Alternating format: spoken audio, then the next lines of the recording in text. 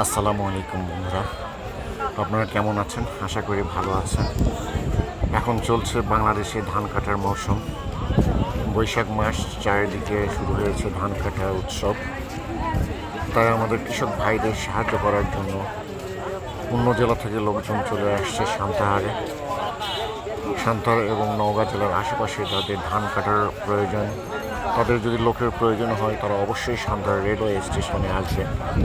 Santahar railway স্টেশনে প্রচুর লোক সমাগম হয়েছে, আপনারা দেখতে পাচ্ছেন।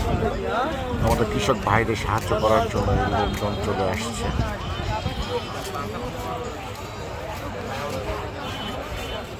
আপনাদের যাদের লোকজন প্রয়োজন আপনারা আসতে পারেন। এখানে আসলে আশা করি আপনারা লোকজন পাবেন। এমনিতে আমাদের দেশে আসলে ধান কাটার লোকজনের অনেক সমস্যা, লোকজন পাওয়া যায় না। সান্তাহারে আসলে আশা করি আপনারা এই লোকজন পেয়ে যাবেন এবং আপনাদের ধান কাটার অনেক সুবিধা হবে।